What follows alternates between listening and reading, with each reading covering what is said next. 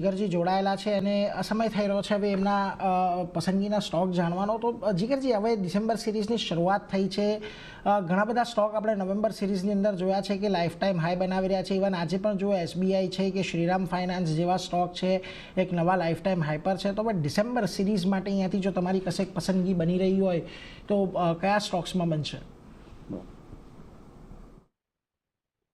સૌથી પહેલા તો જે ડિસેમ્બર સિરીઝની આપણે વાત કરીએ તો ઓવરઓલ TCS ઉપર આપણે ધ્યાન રાખી શકીએ છીએ. જે મને લાગે છે કે એક સારી એવી આપણાને આની અંદર પરફોર્મન્સ જોવા મળી શકે છે. બીકોઝ ઘણા ટાઈમથી જે બોટમ ફોર્મેશન હતું એ મને દેખાડી રહ્યું છે કે ઓલમોસ્ટ બોટમ બની છે 2900 થી 3000 ના લેવલ્સમાં.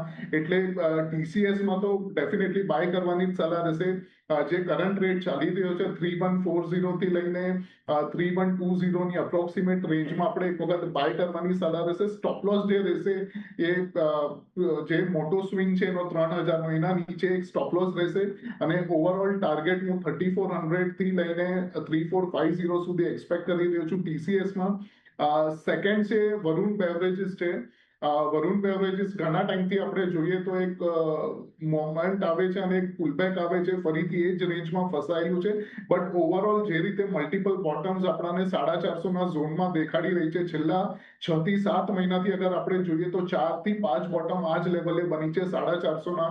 અને ઇવન આજે પણ એક સારું રિવર્સલ આમાં દેખાડી રહ્યું છે. એટલે આની અંદર પણ એટલીસ્ટ હું 500 550 સુધીના ટાર્ગેટ એક્સપેક્ટ કરી રહ્યો છું VBL માં ડિસેમ્બર માટે. અને ઓવરઓલ જે સ્ટોપ લોસ રહેશે, સ્ટોપ લોસ આપણે લગાડશું 415 ની નીચે ડેલી ક્લોઝિંગ બેસિસના હિસાબે. એટલે જો બે જગ્યા અહીંયાથી ખાસ પસંદગી TCS પર તો જીગરજી છેલ્લા ઘણા દિવસથી બુલિશ છે. જ્યારથી આ કાઉન્ટર થોડુંક નીચે આવ્યું છે અને 3000ની આસપાસ આપણને કામકાજ કરતું દેખાઈ રહ્યું છે એટલે તમે અહીંયાથી TCS પર અત્યારે ખરીદારી કરી શકો છો. ડિસેમ્બર સિરીઝ માટે 3120 3140ની રેન્જમાં ખરીદારી કરો. 3000નો સ્ટોપ લોસ, 3400 3450ના લક્ષ્યાંક અને એવો જ બીજો કાઉન્ટર વરુણ બેવરેજીસનો છે કે જ્યાં આગળ તમારે ખરીદારી કરી શકો છો.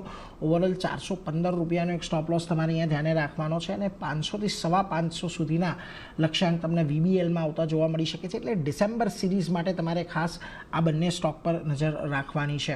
વેલ, આગળ વધીએ.